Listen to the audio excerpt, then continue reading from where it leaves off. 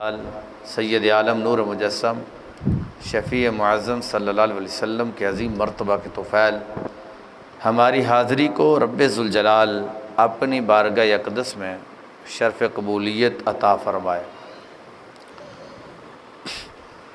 آج میں نے جس موضوع پر گفتگو کرنی ہے وہ رسول کریم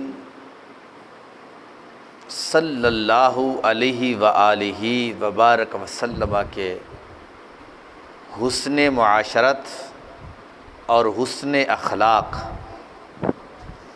کے بارے میں کچھ باتیں گوش گزار کرنا چاہتا ہوں۔ رب ذوالجلال سے دعا ہے خالق کائنات جل جلالہ مجھے حق اور سچ بیان کرنے کی توفیق دے اور اس پر ہم سب کو عمل کرنے کی توفیق عطا فرمائے۔ رسول کریم صلی اللہ علیہ وسلم کی ذات مبارکات ایسی ذات ہے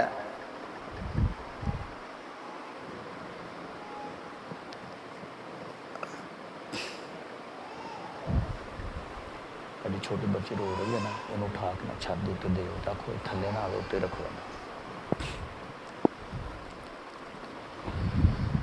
رسول کریم صلی اللہ علیہ وسلم کی ذات مبارکات ایسی ایک ذات ہے کہ جس طرح ان کا جسم اور آپ کی تخلیق کے لحاظ سے کوئی آپ کا ثانی نہیں ہے، اسی طرح آپ کے عادات، اطوار، حسن خلق، حسن معاشرت اور شفقت و رحمت، عدل و انصاف و دیگر ان کا بھی کوئی ثانی نہیں ملتا۔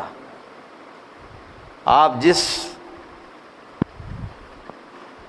لحاظ سے بھی رسول کریم صلی اللہ علیہ وسلم کی زندگی کو آپ دیکھ لیں، ایسا نمونہ تمہیں نظر آئے گا کہ جس جیسا نمونہ پوری کائنات میں رب ذوالجلال نے پیدا ہی نہیں کیا ہے۔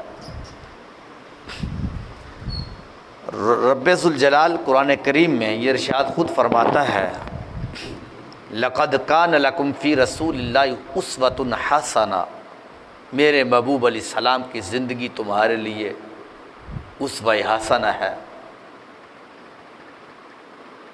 دوسرے مقام پر رب ذوالجلال فرماتا ہے مَن يُطِعِ الرَّسُولَ فَقَدْ أَطَاعَ اللَّهَ۔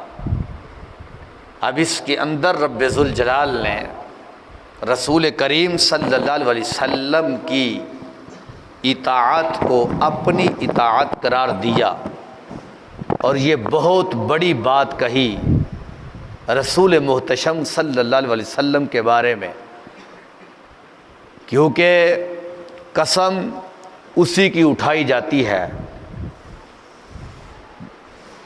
کہ جس کے اوپر اعتماد ہو،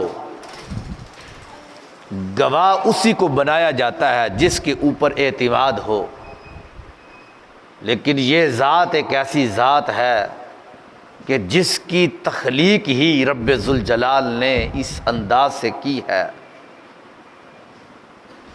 کہ قیامت تک کے لیے کوئی بھی ان کی تخلیق تو تخلیق رہی، ان کی عادات جیسا بھی نظر تمہیں نہیں آئے گا، ان کے جیسا شفقت کرنے والا، ان کے جیسے شفیق، ان جیسے رحیم تمہیں کوئی نظر نہیں آئے گا۔ اسی لیے رب ذوالجلال رسول اکرم صلی اللہ علیہ وسلم کا تذکرہ کرتے ہوئے قرآن کریم میں قسم اٹھا کر اپنے محبوب علیہ السلام کے غلاموں سے بات کرتا ہے، اور پھر بندے کے عمل کرنے کے لحاظ سے رب ذوالجلال ان کو مقام مرتبہ دیتا ہے۔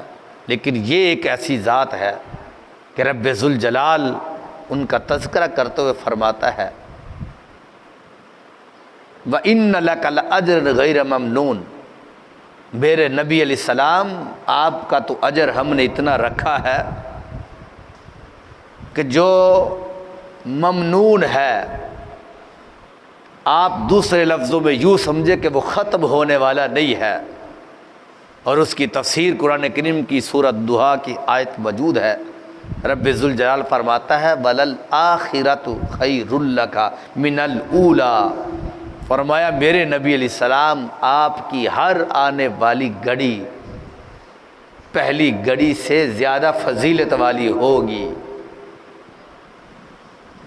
اسی وجہ سے رب ذوالجلال نے یہ جو فرمایا من یطع الرسول فقد اطاع اللہ، کہ جس نے میرے نبی کی اطاعت کی ہے اس نے رب کی اطاعت کی ہے، کیونکہ اطاعت کا لفظ جو نبی پاک علیہ السلام کے لیے استعمال کیا گیا تو رب ذوالجلال یہ واضح کرنا چاہتا ہے کہ میرے نبی علیہ السلام رحیم یقیناً میں ہوں، لیکن میرے رحم کے گواہ تم ہو۔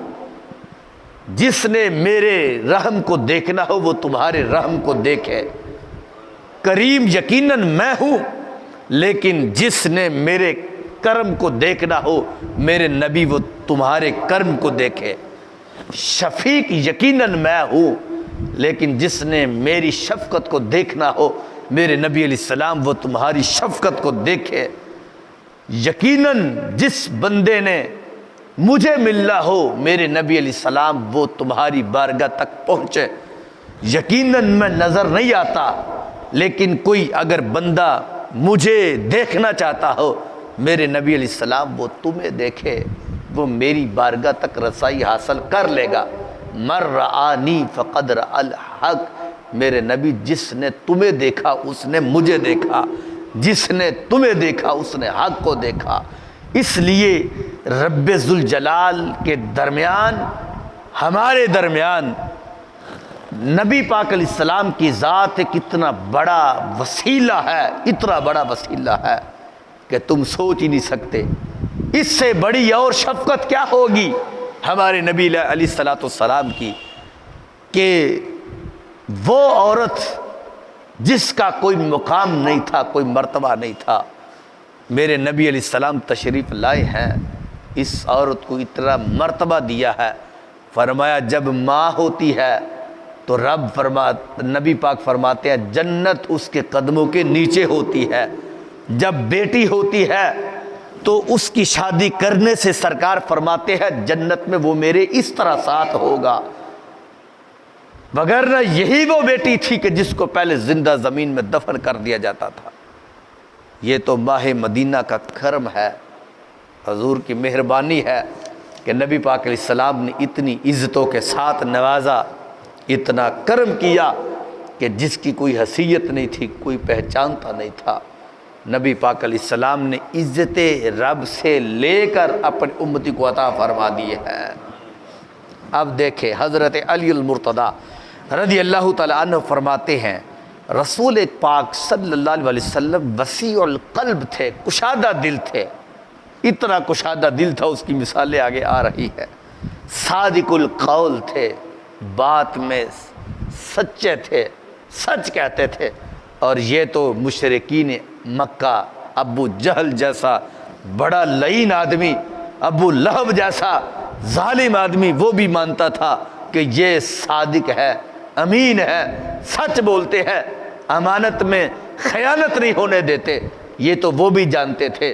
حضرت علی پاک رضی اللہ تعالیٰ عنہ کہتے ہیں یہ بڑے ہی قول کے سچے ہیں، قول کے پکے ہیں، نرم مزاج ہے، بہت زیادہ طاقت رکھنے کے باوجود 100 جنتی مردوں کی طاقت جو دنیا کے 4000 مردوں کی طاقت بنتی ہے، رسول پاک صلی اللہ علیہ وسلم کی ذات مبارکات اتنی طاقتوں کی مالک ہونے کے باوجود ہمارے نبی علیہ السلام اپنے غلاموں سے بڑی نرمی سے پیش آتے ہیں، بڑے نرم مزاج ہے، نرم خو ہے، نرمی سے بات کرتے ہیں۔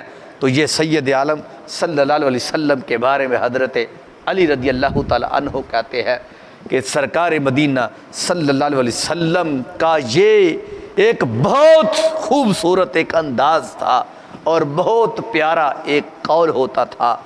اس واسطے حضرت علی رضی اللہ تعالیٰ کہتے ہیں چوتھے نمبر پر شرافت کا پیکر تھے، بڑے شریف النسب تھے، شریف الحسب تھے، بہت زیادہ شرافت کے مالک تھے۔ تو یہ سید عالم صلی اللہ علیہ وسلم کے جو اطوار تھے اور اس کے آپ کی جو عادات تھی اس کو صحابہ کرام علیہ رضوان نے یہ بیان کیا۔ حضرت قیس بن سعد رضی اللہ تعالیٰ عنہ فرماتے ہیں ایک مرتبہ رسول کریم صلی اللہ علیہ وسلم ہمارے گھر میں تشریف لائے، واپس جانے لگے، میرے والد گرامی نے جس خچر پر سرکار تشریف لائے تھے اس خچر کے اوپر ایک کمبل ڈال کر آپ کی خدمت میں پیش کر دیا۔ حضرت سعد نے اپنے بیٹے قیس رضی اللہ تعالیٰ عنہ سے فرمایا بیٹا جاؤ تم بھی نبی پاک علیہ السلام کے ساتھ چلے جاؤ اور حضور کو وہاں تک چھوڑ کر آؤ۔ حضور علیہ السلام نے بھی حضرت قیس رضی اللہ تعالیٰ عنہ سے کہا اے قیس تم بھی میرے ساتھ چلو۔ اب حضرت قیس رضی اللہ تعالیٰ عنہ نے انکار کر دیا کہ میرے نبی علیہ السلام میں نہیں جاؤں گا، اپنے والد گرامی سے کہا میرے والد گرامی میں نبی پاک علیہ السلام کے ساتھ نہیں جاؤں گا۔ نبی پاک علیہ السلام نے چونکہ حضرت قیس سے فرمایا تھا کہ تم جس سواری کے اوپر میں بیٹھا ہوں تم بھی میرے ساتھ بیٹھو گے۔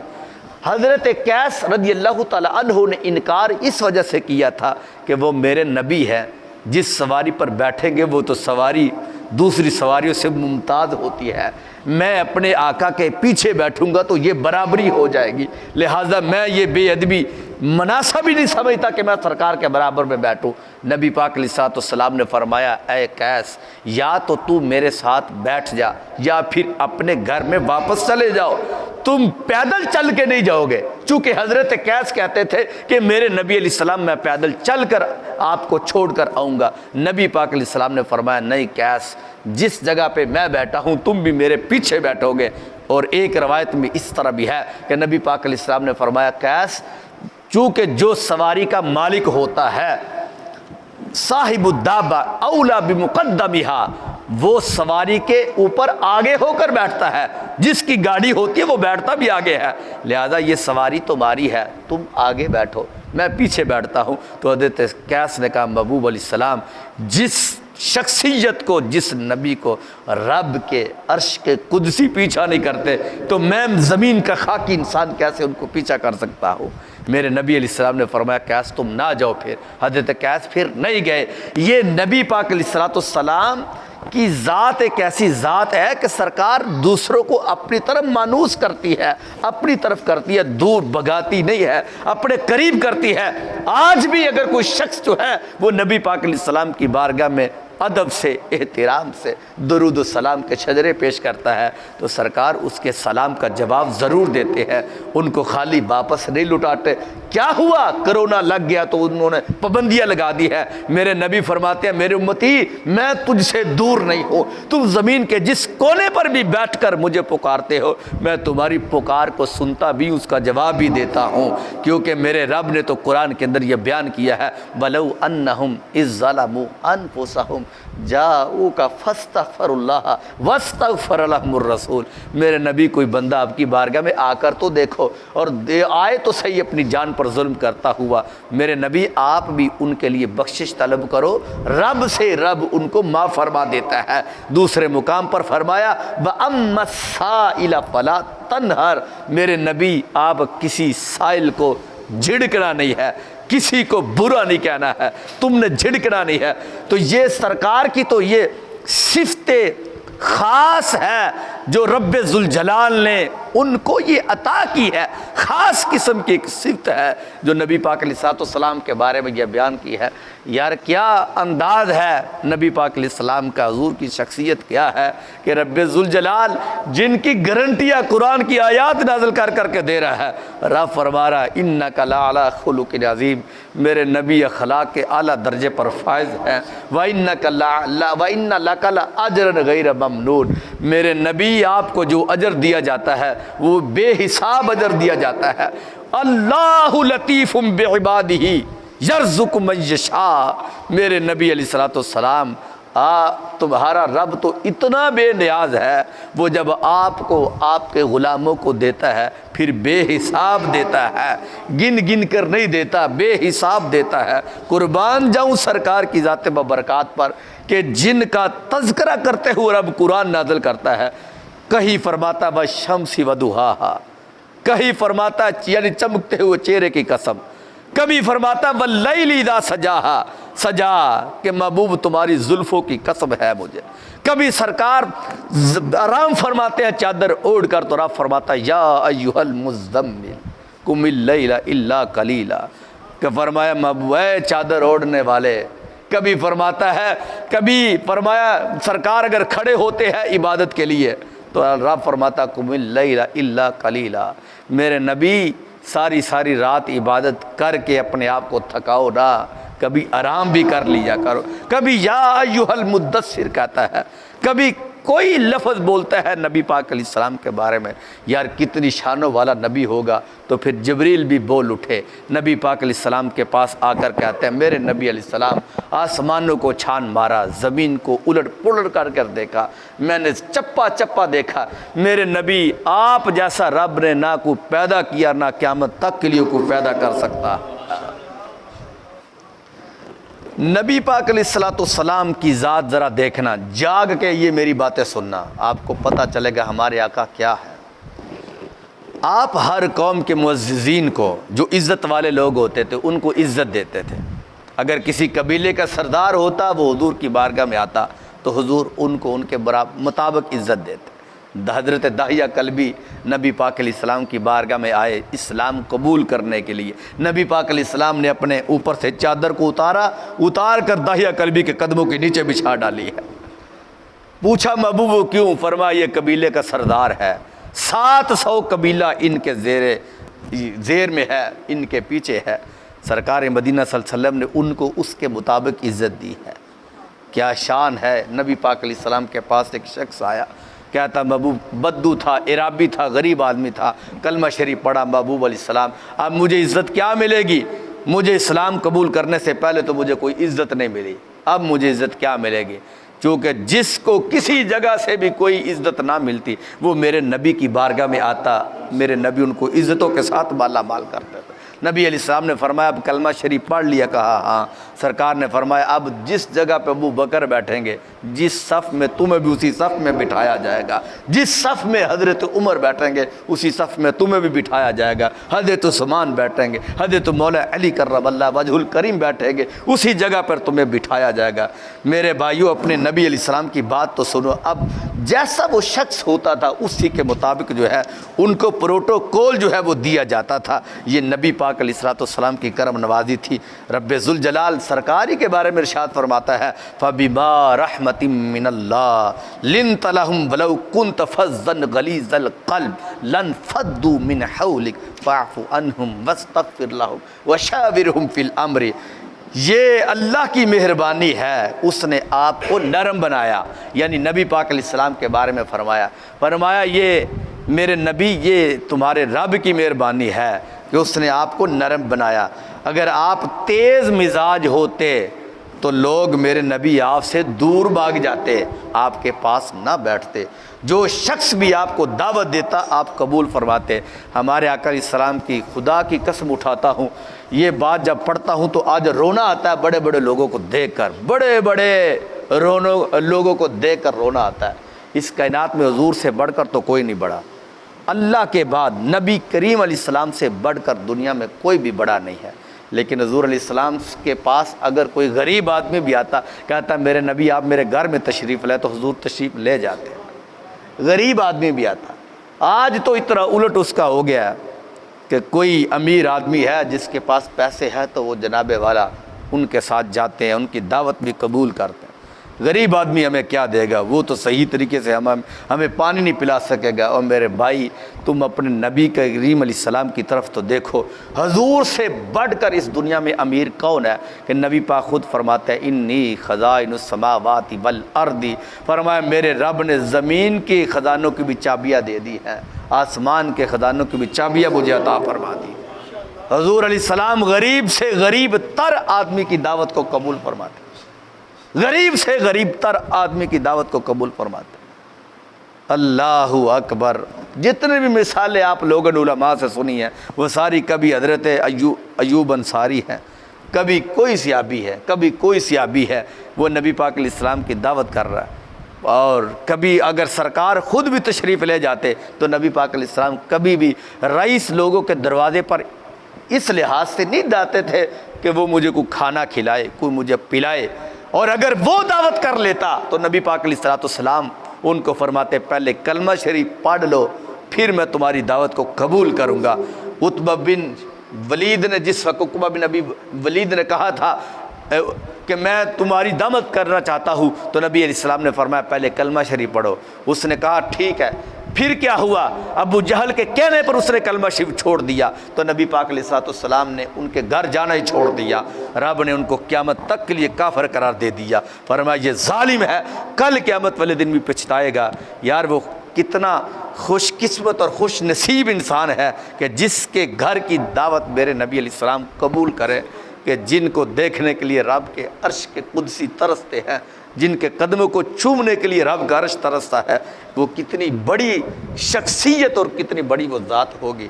لیکن سرکار قبول فرما لیتے تھے، یہاں تک کہ صحابہ کرام علیہ رضوان کہتے ہیں نبی پاک علیہ السلام کو اگر کوئی گوشت کا ٹکڑا بھی اتنا سا بھی دے دیتا تو نبی پاک علیہ السلام کبھی اس کو رد نہیں کرتے تھے، کبھی اس کے اوپر شک نہیں کرتے تھے، کبھی بھی اس کو رد نہیں، اس کو قبول کر لیتے۔ نبی پاک علیہ السلام نے اعلان کر دیا میرے صحابہ مال جمع کرو، مال جمع کرنے کا جب حکم دے دیا گیا، اس کے بعد ہوا کیا؟ رسول پاک صلی اللہ علیہ وسلم نے جناب والا صحابہ کرام کو حکم دیا۔ اب صحابہ کرام علیہ رضوان کو جو حکم ہوا تھا انہوں نے قبول کیا۔ حضرت سیدنا ابو بکر صدیق بھی آ رہے ہیں، حضرت عمر فاروق بھی آ رہے ہیں اور دیگر بھی آ رہے ہیں۔ جناب والا اتنا بڑا بڑا مال لے کر ایک صحابی آئے، رات بھر انہوں نے ایک یہودی کی باغ کے اندر مزدوری کی، وہ ساری رات کہیے چلاتا رہا، وہ ہل چلاتا رہا تاکہ صبح تک اس سے کہا کہ مجھے کیا دو گے؟ کہا تجھے میں 2 کلو کھجوریں دوں گا۔ اب اس نے ساری رات مزدوری کی، صبح کے وقت 2 کلو کھجوریں لی، 1 کلو کھجوریں اس نے گھر میں دی، دوسری جو 1 کلو کھجوریں تھی اس نے چھپا کر نبی پاک علیہ السلام کی بارگاہ میں پیش کر ڈالی۔ کہا محبوب علیہ السلام یہ 1 کلو کھجوریں ہیں۔ سرکار نے ان سے پوچھ لیا، فرمایا کیا لے کر آئے ہو؟ کہا محبوب کلو کھجوریں ہیں۔ کہا کہاں سے لایا؟ کہا محبوب ساری رات جب آپ نے اعلان کیا تھا تو میں نے کہا کہ میں پیچھے رہ جاؤں گا، میرے گھر میں کچھ بھی نہیں تھا۔ محبوب علیہ السلام میں نے ساری رات جو ہے وہ میں نے ڈیوٹی کی ہے کہ یہودی کے باغ کے اندر، اور میں نے وہاں پر ڈیوٹی کر کے ساری رات 2 کلو کھجوریں لی تھی، 1 کلو اپنے گھر میں دے دی، 1 کلو جو ہے وہ اپنے محبوب آپ کی بارگاہ میں نے یہ پیش کر ڈالی۔ نبی پاک علیہ السلام نے پھر ارشاد فرمایا صحابی تمہاری 1 کلو کھجوریں اتنی مجھے پسند آئی ہیں، میرے رب کا سلام تمہارے پاس آ گیا ہے، یہ میرے رب کا سلام تمہارے پاس۔ یہ سرکار کی ذات ببرکات ہے۔ یقین جانے رونا آتا ہے ایسے آج کے اس زمانے کے لوگوں کو دیکھ کر۔ آپ کسی کے پاس چلے جائیں، بڑے بڑے لوگ ہیں کہ وہ غریب آدمی کو دیکھ کر اپنے دروازوں کو بند کر لیتے ہیں، لیکن ہمارے لیے ہمارے آقا علیہ السلام کافی ہیں۔ اس لیے سیدنا صدیق اکبر رضی اللہ تعالیٰ عنہ سے جب پوچھا تھا صدیق بدن کے کپڑے بھی اتار کر لے آئے ہو، گھر میں کیا رکھا؟ گھر میں تو ایک سوئی بھی نہیں رکھی تم نے، کیا چیز ہے گھر کے اندر؟ کہا میرے محبوب علیہ السلام فاللہ کافی و رسول، میرے نبی میرے گھر میں اور میرے لیے اللہ اور اس کا رسول ہی کافی ہے، یہی میرے پاس یہ کافی ہے مجھے سہارا دینے کے لیے۔ جب میرے پاس اللہ ہے، میرے نبی ہے، میرے آقا میرے، تو مجھے اور کس چیز کی ضرورت ہے؟ یہی تو ساری وجہ تھی کہ نبی پاک علیہ السلام نے جب فرمایا تھا مجھے 3 چیزیں پسند ہیں، تو نبی پاک علیہ السلام کے سامنے کہا محبوب حضرت صدیق اکبر نے کہ محبوب مجھے بھی 3 چیزیں پسند ہیں، جن میں سے ایک چیز یہ تھی کہ میرے نبی دولت صدیق اکبر کی ہو، آپ کے قدموں پر ہر دن قربان کرتا رہے، ہر رات قربان کرتا رہے۔ یہ سرکار مدینہ صلی اللہ علیہ وسلم کے اخلاق ہے۔ اور پھر سرکار مدینہ صلی اللہ علیہ وسلم کی شفقت اور حضور کی رحمت آپ دیکھیں، نبی پاک علیہ السلام کی مخلوق کے ساتھ شفقت اور محبت کا قرآن مجید میں کئی جگہ پر ذکر جو فرمایا ہے۔ مثلا قرآن کریم کے اندر حضور کی شفقت کا تذکرہ کرتے ہوئے رب ذوالجلال فرماتا ہے عزیز علیہ ما عنتم حریص علیکم بالمؤمنین رؤوف الرحیم۔ نبی پاک علیہ السلام کو وہ تمام چیزیں ناگوار گزرتی ہے۔ یہ رب کہہ رہا ہے نبی پاک علیہ السلام کے بارے، میرے نبی میں آپ کو جانتا ہوں کہ آپ کو وہ تمام چیزیں ناگوار گزرتی ہے۔ کون سی چیزیں؟ جو آپ کے کسی امتی کو تکلیف دیتی ہے، کانٹا چبھے جو کابل میں، تو میرے نبی مدینے میں پریشان ہو جاتے ہیں۔ فلسطین میں اگر کسی بیٹی کی عزت لٹتی ہے تو کیا سمجھتے ہو سرکار کو خبر نہیں ہے؟ کشمیر کے اندر کسی بزرگ کے ساتھ ظلم ہوتا ہے، نوجوان کے ٹکڑے ٹکڑے ہوتے ہیں، بیٹیوں کی عزتیں لوٹی جاتی ہے، تو کیا سمجھتے ہو کہ سرکار کو خبر نہیں ہے؟ میرے نبی علیہ السلام کو ساری خبر ہے۔ عافیہ صدیقی امریکہ کی جیل میں صدائے بلند کر رہی ہے، تو کیا سرکار کو خبر نہیں ہے؟ سرکار کو خبر ہے، بلکہ عافیہ صدیقی خود کہتی ہے کہ مجھے نبی علیہ السلام کی زیارت ہوئی تھی، تو مجھے نبی پاک علیہ السلام کی جب زیارت ہوئی تو میں نے نبی علیہ السلام سے کہا، محبوب میں بھی تو آپ کی آخر بیٹی ہوں، آپ کی امت کی، تو یہ مصیبت، یہ ظلم میرے اوپر کب تک رہے گا؟ تو نبی علیہ السلام نے فرمایا میری بیٹی، حضرت عافیہ صدیقی کہتی ہے مجھے نبی علیہ السلام نے جب یہ میری بات سنی تو سرکار رونے لگ پڑے، سرکار کی آنکھوں سے آنسو جاری تھے۔ تو نبی علیہ السلام نے فرمایا میری بیٹی، مجھے پتہ ہے، مجھے تمہارا غم ہے، مجھے خبر ہے تمہاری، لیکن یہ آزمائش میری امت کے اوپر ہے کہ وہ تمہاری مدد کس طرح کرتی ہے، اور بلکہ یہ سرکار کی کرم نوازی ہے۔ عافیہ صدیقی کہتی ہے کہ میرے ذہن کے اندر یہ خیالات آنے شروع ہو گئے کہ کیا اسلام سچا نہیں ہے کہ ابھی تک میری مدد نہیں آئی؟ کیا ہمارا دین سچا نہیں ہے کہ ابھی تک میری مدد نہیں آئی؟ لیکن کہتی ہے جو ہی یہ خیال آیا، ادھر میرے نبی نے کرم فرمایا، میری خواب کے اندر آ کر سرکار نے میرے ایمان کو بچا لیا۔ سرکار کو خبر ہے کہ کشمیر کے اندر، میرے کشمیر میں میری بیٹیوں کے ساتھ، میرے امتیوں کے ساتھ کیا ہو رہا ہے۔ سرکار کو یقیناً خبر ہے فلسطین میں، ملک شام میں، عراق کے اندر، بوسنیا کے اندر کیا کچھ نہیں ہو رہا۔ تورا بورا کی پہاڑیوں سے اٹھتا ہوا دھواں سرکار کو یقیناً نظر آتا ہے، لیکن یہ آزمائش ہے امت کے اوپر، مسلمان حکمرانوں کے اوپر آزمائش ہے۔ آج یہ ان سے ڈر کر بھگوڑے بنے بیٹھے ہیں، کل قیامت والا دن، ایک انصاف کا دن آنے والا ہے۔ یہ دنیا کی تحریکوں کا انصاف نہیں، ایک وہ انصاف آنے والا ہے کہ جب تمہارا جسم کی بوٹی بوٹی بھی بولے گی کہ تم نے دنیا کے اندر کیا کیا ہے۔ قالوا انطقنا اللہ الذی انطق کل شیء، یہ تمہارے ناخن، یہ تمہارے پورے، یہ تمہاری انگلیاں، یہ تمہارا بدن، یہ تمہارے سر کے بال، یہ تمہارے سر کی کھوپڑی، تمہارا مغز، تمہارے جسم کا ایک ایک حصہ، اور یہ تمہارے بطن کے اندر جو آنتریاں ہے یہ بھی بولے گی، تمہارا پھپھڑا، تمہارا دل جو ہے، تمہاری کلیجی، تمہارا کلیجہ بولے گا کہ تم نے دنیا کے اندر کیا کچھ نہیں کیا، سب کچھ بولے گا۔ اس وقت یہ بھگوڑے پھر وہ کھڑے ہوں گے، ایک ایک امتی کا حساب دے رہے ہو۔ آج بیٹیاں مسلمانوں کی لٹ رہی ہیں، بیٹوں کو قیمہ بنایا جا رہا ہے۔ برما کے اندر کیا کچھ نہیں ہوا، لیکن ادھر وہ مصلحت کو سامنے رکھتے ہوئے کہتے ہیں کہ ہم ان سے ناطہ نہیں توڑ سکتے۔ تم کیا سمجھتے ہو کہ یہ زمین پر کورونا یہ کیا چیز ہے؟ میں تو کہتا ہوں کہ اس سے بھی بڑا اگر ہو جائے تو اس امت کا، ان حکمرانوں کا حق بنتا ہے، اس لیے کہ اس زمین پر نبی پاک کی عزت کی حفاظت نہیں ہے، نبی پاک علیہ السلام کے وہ مقدس صحابہ، ان کی عزت کی حفاظت نہیں ہے، تو پھر زمین پر بیماریاں ہی آئیں اور کیا آئے گا۔ تو نبی پاک علیہ السلام کو رب نے فرمایا میرے نبی آپ تو اپنی امت پر حریص ہو، بڑے رحم دل ہو، اور دوسرے مقام پر رب ذوالجلال فرماتا ہے وَمَا أَرْسَلْنَاكَ إِلَّا رَحْمَةً لِّلْعَالَمِينَ، میرے نبی ہم نے آپ کو ایک بندے کے لیے، دو بندے کے لیے نہیں، پوری کائنات کے لیے ہم نے رحم کرنے والا بنا کے بھیجا ہے۔ سرکار کا رحمت بننا بڑی تفصیل ہے، جانوروں کے لیے بھی سرکار مدینہ صلی اللہ علیہ وسلم کا رحم موجود ہے۔ اب اس کا مطلب یہ نہیں کہ سرکار مدینہ صلی اللہ علیہ وسلم کے زمانے کے اندر صرف رحمت تھی، زمانے کے اندر ہی صرف کرم تھا، اس وقت جتنے بھی لوگ رہتے تھے، سرکار کا قیامت تک کے لیے ہے کیونکہ آپ حدیث پڑھ کے دیکھ لیں، نبی پاک علیہ السلام نے فرمایا لا تضربوا وجوہ الدواب، کہ جب ہم جانوروں کو دیکھتے ہیں کہ جانوروں کے اوپر رحم کیا ہے تو ہمیں یہ حدیث ملتی ہے۔ حضور نے فرمایا میری امت قیامت تک کے لیے کوئی کسی جانور کے چہرے کے اوپر تھپڑ نہ لگائے۔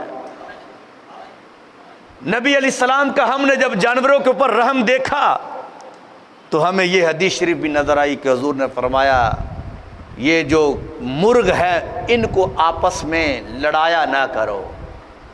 نبی علیہ السلام کی حدیث ہمیں ملی لا تسبوا الدیک فإنہ یدیک للصلاۃ، یوقظ للصلاۃ، کہ یہ جانور تمہیں جگاتا ہے، اس کو آپس میں لڑا کر ایک دوسرے کا خون نہ بہایا کرو۔ جانور لڑتے ہیں مرغے، پتہ خون نکل آتا، آنکھ ضائع ہو جاتی ہے۔ تو نبی علیہ السلام نے فرمایا تمہیں اس کا بھی قیامت والے دن حساب دینا پڑے گا۔ یہ سرکار کا رحم ہے، وگرنہ اور اس سے بڑا کیا رحم ہو سکتا ہے؟ پہلے نبی دنیا سے چلے جاتے تو پیچھے قوم کافر ہو جاتی، ایمان ان کے اندر سے نکل جاتا۔ ادھر نبی علیہ السلام کو 14.5 صدیاں گزر گئی، پھر بھی آج بھی گجرانوالہ کی جامع مسجد یا رسول اللہ میں ایمان والے جمعہ پڑھ رہے ہیں، آج بھی ایمان موجود ہے امت کے اندر، اور سرکار گارنٹی دے کر گئے ہیں واللہ انی ما اخاف علیکم ان تشرکوا بعدی، اے میرے صحابہ میرے بعد جس نے کلمہ پڑھ لیا، خدا کی قسم اٹھاتا ہوں، جس نے بخاری شریف میں ہے جس نے کلمہ پڑھ لیا قیامت تک کے لیے وہ کبھی بھی بندہ شرک نہیں کر سکے گا۔ یہ گارنٹی ایمان والوں کے لیے دی سید عالم صلی اللہ علیہ وسلم نے۔ بہرحال یونس بن شہاب سے روایت ہے کہ رسول کریم صلی اللہ علیہ وسلم غزوہ حنین میں تشریف لے گئے، اس موقع پہ آپ نے صفوان بن امیہ کو 300 بکریوں کا ریوڑ عطا فرما دیا۔ رحم دلی دیکھنا ذرا، 300 بکریوں کا، کیا کوئی ایک بکری بھی کسی کو دینے کے لیے تیار ہے؟ ادھر نبی علیہ السلام 300 بکریوں کا ریوڑ اس کو عطا فرما دیا۔ کہتے ہیں جب عطا فرما دیا تو اس کے بعد کہتے ہیں کہ میں حضرت سعید بن مسیب کہتے ہیں میں حضرت صفوان سے ملا اور ان سے پوچھا کہ تم مجھے بتاؤ تو صحیح، کوئی بات ہی سناؤ نبی علیہ السلام کی، چونکہ حضرت صفوان صحابی تھے، کلمہ شریف پڑھ لیا تھا، حضرت سعید بن مسیب صحابی نہیں تھے۔ تو نبی پاک علیہ السلام کے اس صحابی سے پوچھا کہ سعید بن مسیب نے کہ مجھے سرکار کی بات تو سناؤ۔ کہنے لگے کہ مجھے نبی علیہ السلام نے 300 بکریوں کا ایک ساتھ ریوڑ عطا فرما دیا۔ کہتے اس کے بعد کیا ہوا؟ کہتے نبی پاک علیہ السلام کے اس ریوڑ ادا کرنے سے پہلے مجھے نبی پاک علیہ السلام معاذ اللہ بہت برے لگتے تھے پوری کائنات میں۔ کہتے جب سرکار کی میں نے اس شفقت کو دیکھا تو کہنے لگے کہ اس کے بعد مجھے نبی پاک علیہ السلام پوری دنیا سے زیادہ پیارے لگنا شروع ہو گئے۔ ایک مرتبہ ایک عرابی آیا، اس نے سوال کیا کہ محبوب علیہ السلام آپ مجھے کچھ عطا فرمائیں۔ آقا علیہ السلام نے اس کو دے دیا۔ پھر نبی پاک علیہ السلام نے اس کو پوچھا کہ اے عرابی بتاؤ میں نے تمہارے ساتھ اچھا سلوک کیا ہے؟ اس نے کہا کہ نہیں، آپ نے مجھے اچھا سلوک نہیں کیا، کہ یعنی سرکار سے لے بھی لیا پھر بھی کہا کہ آپ نے مجھے اچھا سلوک نہیں کیا میرے ساتھ۔ نبی پاک علیہ السلام کے صحابہ بیٹھے تھے، ان کو غصہ آیا اس بات پہ، اٹھے دوڑے ان کو مارنے کے لیے، تو نبی پاک علیہ السلام نے ان کو روکا۔ اس کے بعد نبی پاک علیہ السلام نے اس عرابی کو بدو کو پکڑا، اپنے حجرے مبارک میں لے گئے۔ آقا علیہ السلام نے اس کو اور عطا فرما دیا اور عطا فرما دیا۔ جب دیا تو پھر اس سے پوچھا کہ اے بتاؤ عرابی کہ اب میں نے تمہارے اوپر احسان کیا ہے، میں نے تمہارے ساتھ اچھا سلوک کیا ہے؟ اس نے کہا کہ ہاں اب آپ نے میرے ساتھ اچھا سلوک کیا ہے۔ اس کے بعد نبی پاک علیہ السلام نے ان کو ارشاد فرمایا عرابی جب تم باہر جاؤ تو باہر صحابہ بیٹھے ہوئے ہیں، ان کو بھی جا کر کہہ دینا، کیونکہ ان کو غصہ ہے تمہارے اوپر، ان کو جا کر کہہ دینا کہ میرے نبی علیہ السلام نے میرے اوپر اچھا سلوک کیا ہے، اچھا برتاؤ کیا ہے۔ یہ جب کہا تو وہ عرابی باہر نکلے تو چلے گئے، صبح کو یا شام کو جو ہے وہ واپس آئے تو اس نے صحابہ کرام علی مرزوان کو بتایا کہ میرے اوپر نبی علیہ السلام نے سلوک اچھا کیا ہے، احسان کیا ہے۔ نبی پاک علیہ السلام نے اس کے بعد پھر صحابہ کو فرمایا میرے صحابہ یہ بھی میرا اس عرابی کے اوپر رحم ہے، فرمایا اگر میں تمہیں نہ روکتا تم اس کو مار دیتے اور وہ سیدھا جہنم میں چلا جاتا، اس لیے کہ اس نے میری بے ادبی کی تھی، میں نے اس کو خود سے ٹائم دے دیا کہ وہ بندہ اپنی گفتگو پر واپس آ جائے، تو وہ واپس آ گیا، اس نے توبہ کی اور پھر جو ہے وہ یہ لفظ دہرائے تمہارے سامنے، فرمایا اگر میں نہ روکتا تو وہ سیدھا جہنم میں چلا جاتا۔ سرکار فرماتے یہی میری بات تھی کہ میں چاہتا ہوں کہ یہی میرا رحم ہے کہ میرا ایک ایک امتی جتنا ہو سکے وہ جنت میں چلا جائے اور اعلیٰ مقام حاصل کر سکے۔ یہ سرکار مدینہ صلی اللہ علیہ وسلم کا پیار تھا۔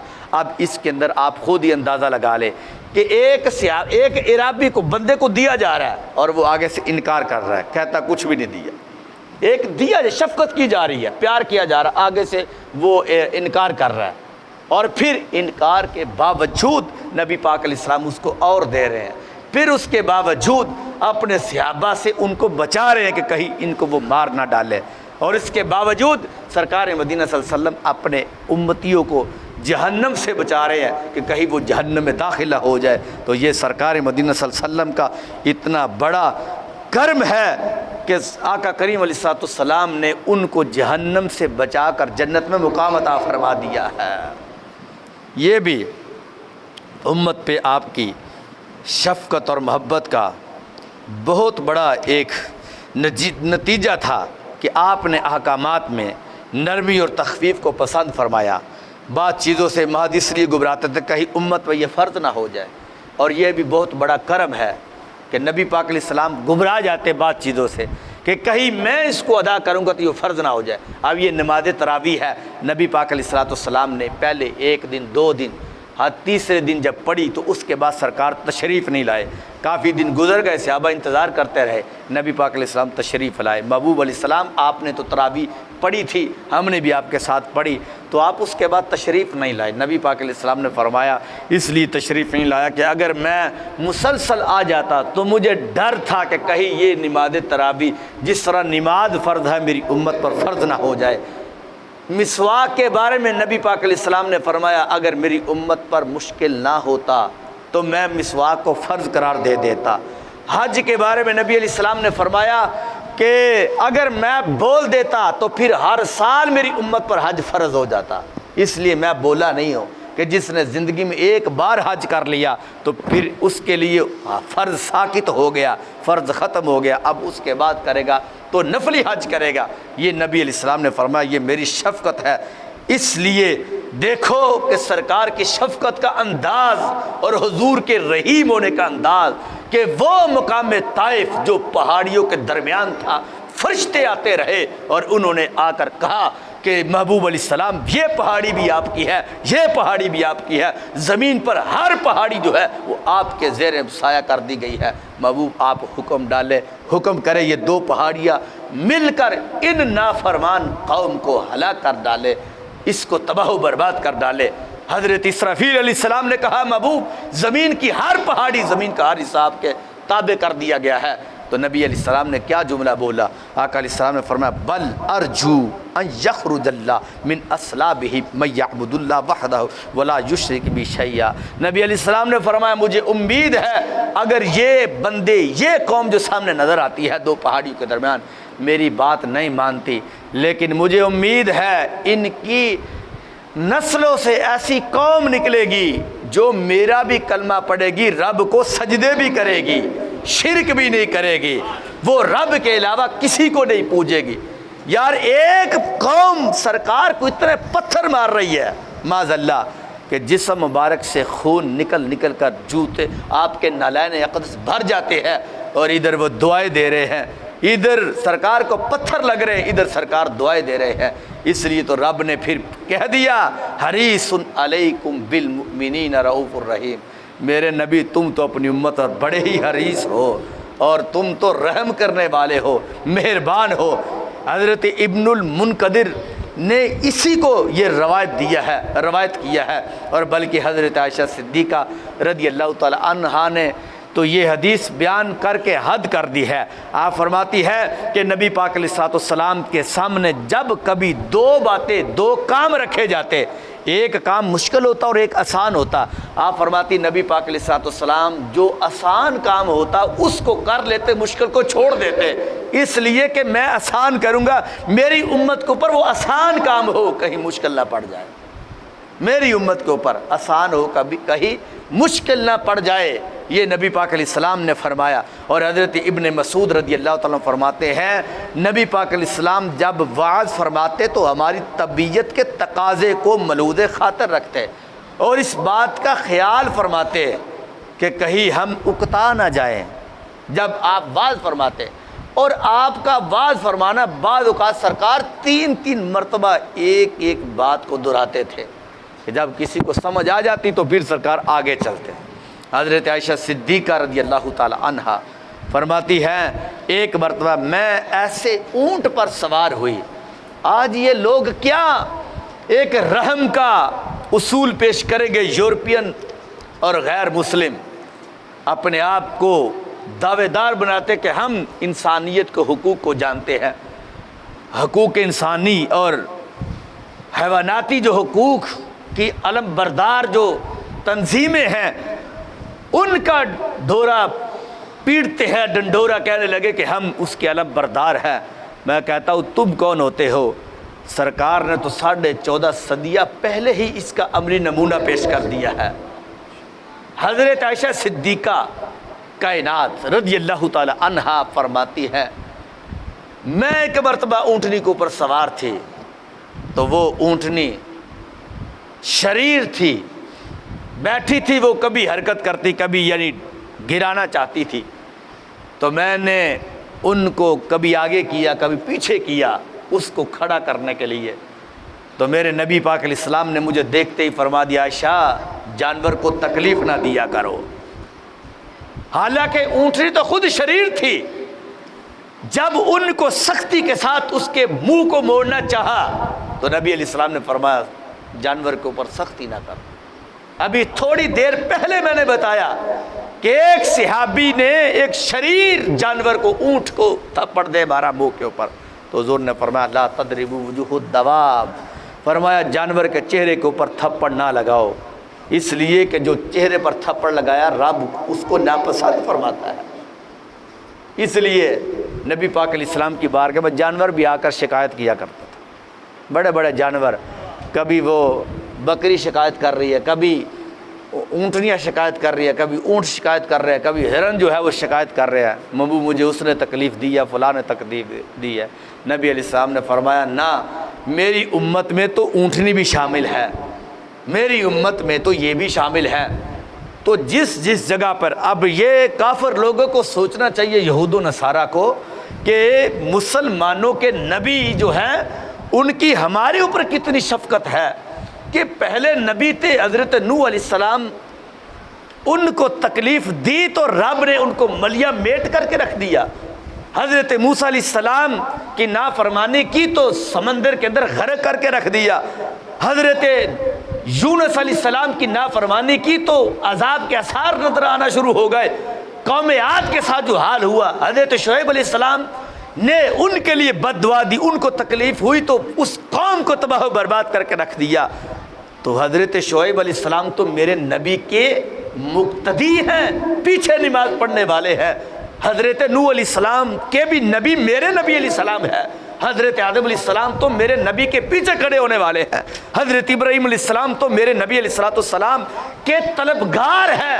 قیامت والے دن سرکار خود ارشاد فرماتے ہیں کہ قیامت والے دن میرے رب نے میری اس عاجزی کی وجہ سے اتنا مجھے مقام دیا ہے، اتنا مرتبہ دیا ہے، قیامت کا دن ہوگا جب ہر نبی خاموش ہو چکا ہوگا، ہر رسول جو ہے وہ زبان بند کر چکے ہوں گے، ہر صحابی، ہر امتی، ہر شخص جو ہے کسی کو رب ذوالجلال کے سامنے بولنے کی مجال نہیں ہوگی۔ فرمایا انا خطیبہم بلا فخرا، ایک میں ہی ہوں جس کی زبان اپنے رب کے سامنے یہ سفارش کری کہ اللہ یہ میرا امتی جہنمی ہے، اس کو جہنم سے نکال دے، یہ میرا امتی جہنمی ہے، اس نے فلاں گناہ کیا تھا، اس نے فلاں گناہ کیا تھا۔ سرکار فرماتے ہیں میرے سے پہلے کوئی بول نہیں سکے گا، کوئی بول نہیں سکے گا۔ فرمایا میں بولوں گا، لیکن سرکار کیا کہتے ہیں؟ بلا فخرا، لیکن یہ بات میں فخر سے نہیں کہتا۔ اتنی طاقتوں کے بادشاہ، اتنی طاقتوں کے مالک رب ذوالجلال نے سرکار کو بنایا، پھر بھی عاجزی کی انتہا دیکھو۔ حضرت جبریل علیہ السلام آ گئے، آ کر کہتے ہیں کہ میرے نبی علیہ السلام، رب فرماتا ہے کہ آپ نبی بادشاہ بننا چاہتے ہو یا عبد نبی بننا چاہتے ہو، کہ یعنی نبی بادشاہ جس طرح حضرت سلیمان علیہ السلام بادشاہ بھی تھے، نبی بھی تھے، آپ کیا بننا چاہتے ہو؟ یا آپ رب کا بندہ نبی بننا چاہتے ہو؟ تو نبی پاک علیہ السلام نے کہا کہ میں عبد نبی بننا چاہتا ہوں، رب کا بندہ بننا چاہتا ہوں، میں بادشاہ نہیں بننا چاہتا۔ حالانکہ وہ بھی تو ایک مقام تھا، لیکن پھر کیا ہوا؟ ادھر رب ذوالجلال نے کیسا اس عاجزی کے جملے پر مقام عطا فرما دیا۔ حضرت سلیمان علیہ السلام تو صرف زمین کے بادشاہ تھے، میرے نبی علیہ السلام کو رب نے دنیا کا بھی بادشاہ بنا دیا، اگلے جہان کا بھی بادشاہ بنا دیا ہے۔ یہ ہے عجز۔ اس لیے سرکار نے اپنی امت کو ارشاد فرماتے ہوئے فرمایا میری امت تم عاجزی کرو، عاجزی کرو۔ فرمایا اگر عاجزی کرنے سے تمہاری عزت کے اندر اگر کوئی فرق آ گیا، کل قیامت والے دن تمہاری عزت کا میں ذمہ دار ہوں۔ اگر عاجزی کرنے سے، صحابہ کرام علی مرضوان کہتے ہیں وہ فتح مکہ جس وقت 1.25 لاکھ صحابہ کرام علی مرضوان تھے، جب آخری حج سرکار مدینہ صلی اللہ علیہ وسلم نے کیا، اس سے پہلے فتح مکہ جو تھا جس میں تقریباً 10,000 صحابہ کرام علی مرضوان موجود تھے، اس وقت صحابہ کرام نبی پاک علیہ السلام کے وہاں پر داخل ہونے کا انداز ہی کچھ نرالا تھا۔ جناب والا نبی پاک علیہ السلام کے پیچھے اور ایک روایت میں آگے سرکار کے غلام حضرت اسامہ بن زید بیٹھے ہوئے، بڑے بڑے چودھری، بڑے بڑے امیر، بڑے بڑے جج صحابہ کرام علی مرضوان جناب والا زمین پر پیدل چل رہے ہیں، ادھر غلام کا بیٹا اسامہ بن زید سرکار کے ساتھ بیٹھا ہوا ہے۔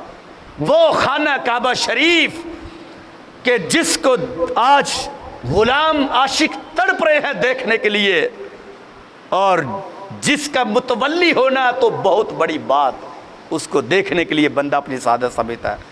بڑے بڑے رئیس لوگ، بڑے بڑے چودھری، مالدار، تاجور قسم کے لوگ نبی پاک علیہ السلام کے ساتھ چل رہے ہیں۔ اور پھر ادھر کیا ہوا؟ بتوں کو اتارا گیا۔ صحابہ کہتے ہیں سرکار مدینہ صلی اللہ علیہ وسلم کی اتنی عاجزی تھی، اتنی عاجزی تھی کہ ہم کہتے ہیں سرکار جس اونٹنی کے اوپر سوار تھے، حضور کا سر اتنا جھکا کہ یہاں تک کہ جو آگے والا حصہ تھا اونٹ کا، نبی پاک علیہ السلام کا سر اس کے قریب پہنچ گیا۔ کہ یعنی جب فتح مکہ، جب طاقت بھی موجود ہے، تلوار، ہر چیز موجود ہے، سرکار کی عاجزی دیکھو کہ سر جھک رہا ہے اور آنکھوں کے سے آنسو جاری تھے، ادھر گزر رہے ہیں۔ مشرکین مکہ ڈر رہے ہیں، رو رہے ہیں کہ یار پتہ نہیں آج ہماری خیر نہیں ہے، کیونکہ ہم نے فلاں صحابی کو شہید کیا تھا، فلاں مسلم کو شہید کیا تھا، فلاں مسلم کو، ڈر رہے ہیں۔ ادھر نبی علیہ السلام نے اعلان کر دیا جو خانہ کعبہ شریف میں آ گیا اس کو کچھ نہیں کہا جائے گا، جو اپنے گھر کے اندر بیٹھ گیا اس کو کچھ نہیں کہا جائے گا، حضرت عباس کے گھر میں جس نے پناہ لے لی اس کو بھی کچھ نہیں کہا جائے گا۔ اور صحابہ کرام کہتے ہیں ادھر کیا ہوا؟ نبی پاک علیہ السلام کی بارگاہ میں جب مجرموں کو پیش کیا گیا، آقا علیہ السلام نے سب کو معاف فرما دیا۔ اب کہتے ہیں جس وقت نبی پاک علیہ السلام کی جنگیں بھی، جنگ بدر ہوئی، جنگ احد ہوئی، خندق ہوئی، کہا اس وقت اتنا اسلام لوگوں نے قبول نہیں کیا جتنا سرکار نے اس خانہ کعبہ میں، کہ جب سرکار ان کے اوپر مسلط ہو چکے تھے، سرکار نے جب لوگوں کو کہہ دیا نا کہ میں نے تمہیں معاف فرما دیا ہے، ادھر معافی کا اعلان سنتے ہی سرکار کے قدموں میں گرنا شروع ہو گئے۔ یہ ہے سرکار کی عاجزی۔ اور ادھر عاجزی کی انتہا دیکھے کہ نبی پاک صلی اللہ علیہ وآلہ وسلم کے اس فرمان پر کہ آج اذان خانہ کعبہ میں کون دے گا، سارے لوگ منتظر ہیں کہ آج ہماری ڈیوٹی ہوگی۔ بڑے بڑے حضرت عمر کہتے ہیں بڑی تمنا تھی کہ آج مجھے کہیں گے، کیونکہ میں بڑی شان و شوکت سے میں نے ہجرت کی تھی. حضرت سعد جیسے لوگ، حضرت عبداللہ بن مسعود جیسے لوگ، 10,000 صحابہ کرام کیسے اس تمنا میں تھے. لیکن سرکار نے حضرت بلال حبشی کو بلایا، فرمایا اس خانہ کعبے کی چھت کے اوپر چڑھ کر لوگوں کو بتاؤ اشہد ان محمد رسول اللہ. لوگوں کو بتاؤ یہی وہ بلال حبشی ہیں کہ جب فتح مکہ ہوا تو پھر بھی پہلی اذان حضرت بلال حبشی نے دی، اور جب بیت المقدس حضرت عمر فاروق کے زمانے میں فتح ہوا تو اس وقت بھی پہلی اذان حضرت بلال حبشی نے دی تھی. یہ ہے اسلام کا مزاج. ان ظالم لوگوں کو کیا خبر ہے کہ اسلام کا مزاج کیا ہے. یہ آج غیروں کے سینے سے لگاتے ہیں اور وہ مسلمانوں کے ساتھ ظلم اور ستم کے طوفان جو ہے وہ برپا کرتے ہیں. ان کو کل قیامت والے دن اس کا حساب دینا پڑے گا. ہم اپنے آقا کے غلام ہیں. کلمہ شریف ہم نے اپنے آقا کا پڑھا ہے. ہماری گردنیں اتر جائیں گی تو ہمیں ڈر نہیں ہے، اس لیے کہ ہم نے قبر میں اپنے آقا کا سامنا کرنا ہے. ہم نے قبر میں ان لوگوں کا سامنا نہیں کرنا، اپنے آقا کا سامنا کرنا. سرکار کی عزت کی حفاظت ہے تو ہر چیز کی حفاظت ہے. ان لوگوں کو اسلام کے مزاج کا پتہ ہی نہیں کہ اسلام کا مزاج کیا ہے. یہ لوگ صرف ریاست مدینہ کے دعوے دار ہیں، زبان سے کلمات نکالتے ہیں کہ ہم سب سے زیادہ یعنی ناموس رسالت کے بارے میں ہم جو ہے وہ کوئی کمپرومائز نہیں کریں گے. زبان سے انسان ایک کلمہ کہے، تمہیں پتہ بیضاوی شریف کے اندر حدیث شریف موجود ہے، نبی پاک علیہ السلام نے فرمایا کہ بندہ اپنی زبان سے کوئی کلمہ کہتا ہے شریعت کا، لیکن اگر اس کے اوپر عمل کرے گا تو اس کو دوگنا اجر ہے. اگر عمل نہیں کرے گا رب کریم اس کو جہنم میں لوگوں کو ایک عذاب دے گا اور اس بندے کو 7 قسم کے عذاب عطا فرمائے گا. 7 عذاب ہوں گے. ادھر نام ہے انصاف اور ادھر ظلم کے پہاڑ ڈائے جا رہے ہیں.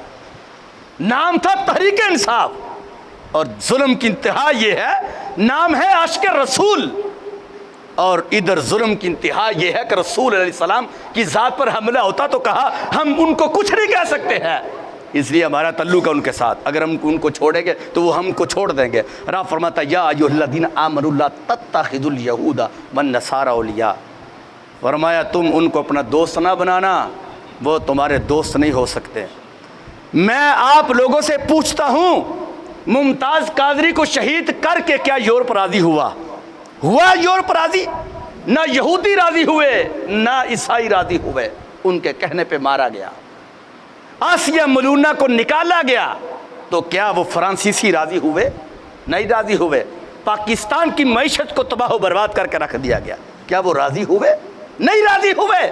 پاکستان کے وہ 3 بیٹے جس کو امریکی اس ڈیوس نے مارا تھا، وہ نکل گیا شان و شوکت کے ساتھ زرداری کے دور کے اندر. پیچھے وہ تڑپتی ہوئی مائیں آج تک سسکیاں لے لے کر روتی ہے. کیا وہ راضی ہو گیا اس کو رہا کر کے؟ پاکستان کے ختم نبوت قانون اور 295C جو ناموس رسالت کا قانون، اس کی دجیہ معاذ اللہ اڑائی جا رہی ہے، کیا وہ راضی ہوا؟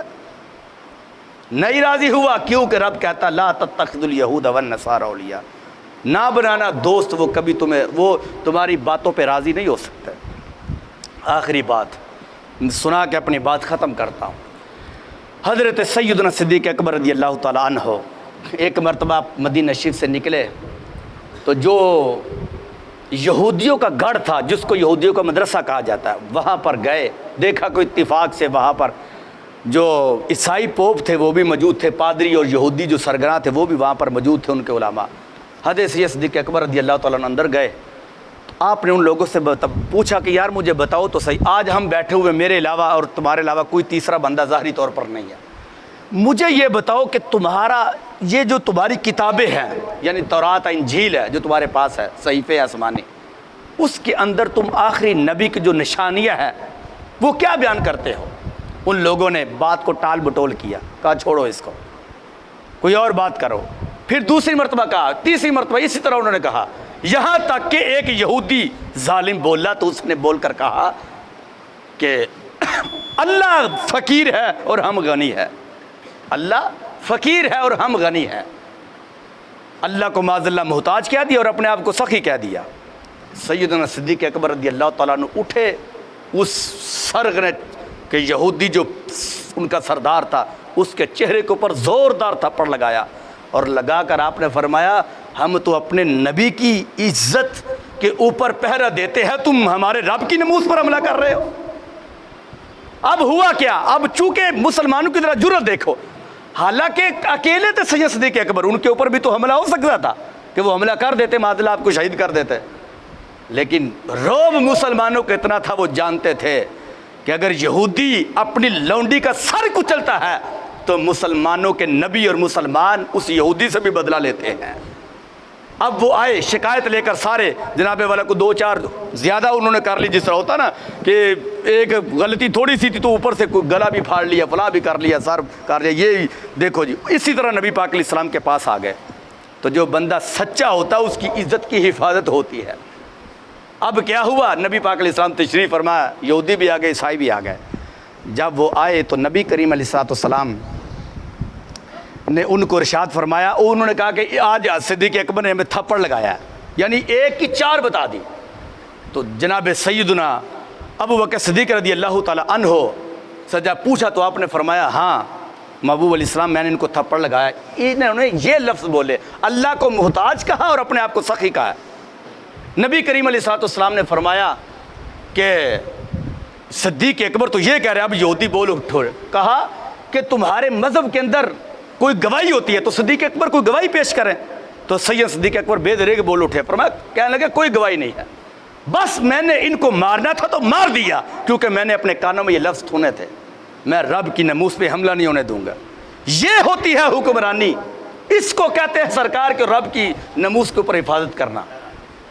اب جس وقت یہ بات ہوئی تو ادھر کیا ہوا؟ اب سید صدیق اکبر بھی خاموش ہیں، نبی پاک علیہ السلام بھی خاموش ہیں۔ ادھر کیا ہوا؟ اللہ کی طرف سے حضرت جبرائیل علیہ السلام وحی لے کر سید صدیق اکبر کے حق میں آ گئے۔ اگر وہ وہاں تک چپ رہتا تو شاید وہ لعنتی نہ قرار دیتے، یعنی یہود و نصارہ۔ رب نے پھر قرآن کی آیت نازل کی، لقد سمع اللہ قول الذین کفروا ان اللہ فقیر ونحن اغنیاء۔ میرے نبی علیہ السلام، یہ جو یہودی ہیں، یہ جو عیسائی ہیں، انہوں نے یہ کہا تھا کہ ان اللہ فقیر ونحن اغنیاء، کہ بے شک اللہ محتاج ہے، ہم سخی ہے، اس لیے صدیق اکبر نے ان کو تھپڑ دے مارا ہے۔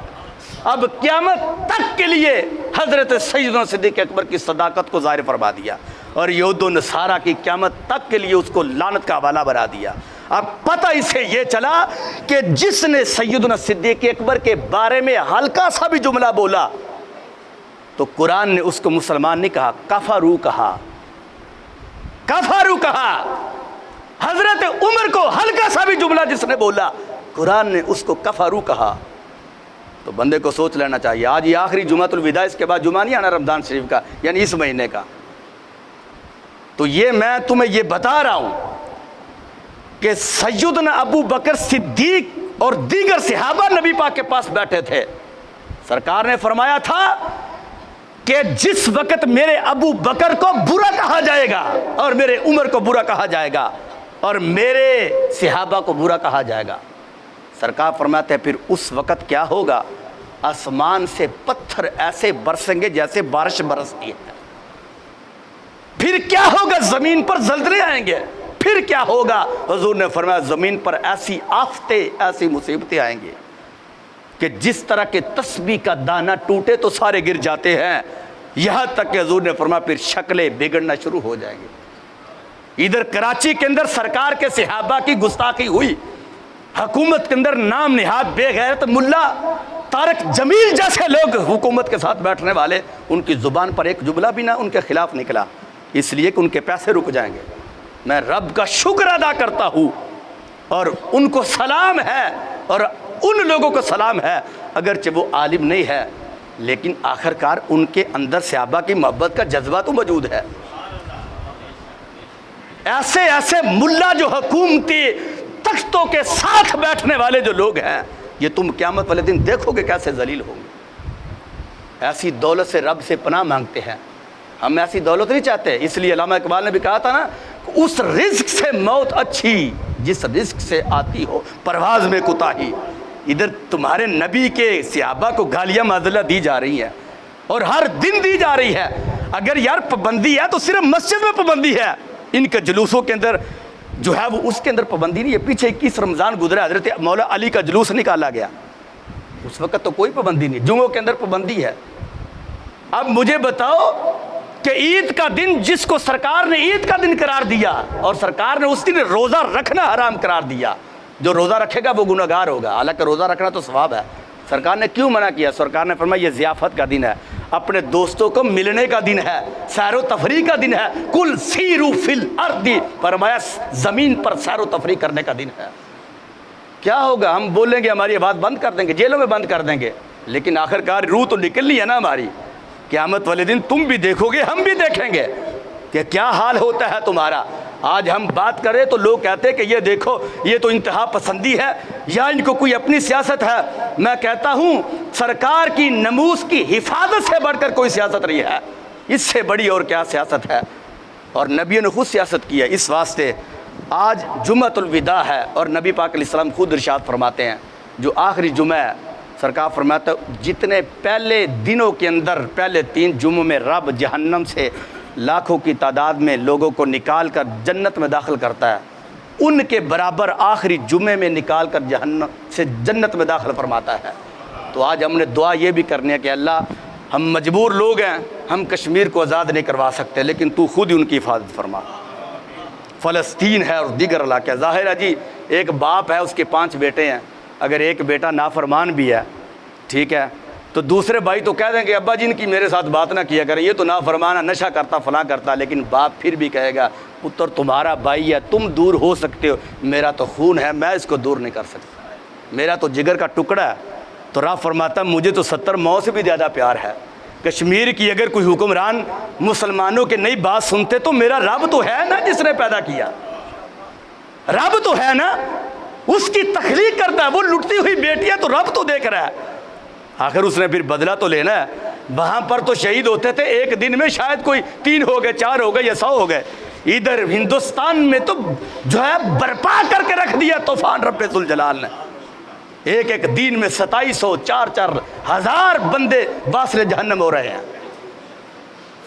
4 لاکھ بندے جناب والا, ان کی رپورٹیں آ رہی ہیں. اس واسطے رب سے دعا کرتا اللہ عمل کی توفیق دے, اور جتنے بھی مسلمان اس بیماری کے اندر مبتلا ہے ہم رب سے دعا کرتا اللہ کریم ان سے ان کو نجات عطا فرما.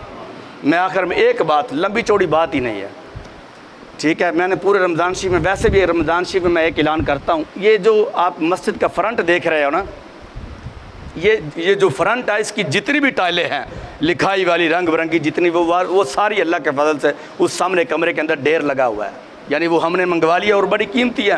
آپ بھی جانتے ہو ٹائلیں کتنی قیمتی ہوتی ہیں. اب اس کو لگوانے کے لیے ہمارے پاس فنڈ میں 5 روپے بھی نہیں ہیں.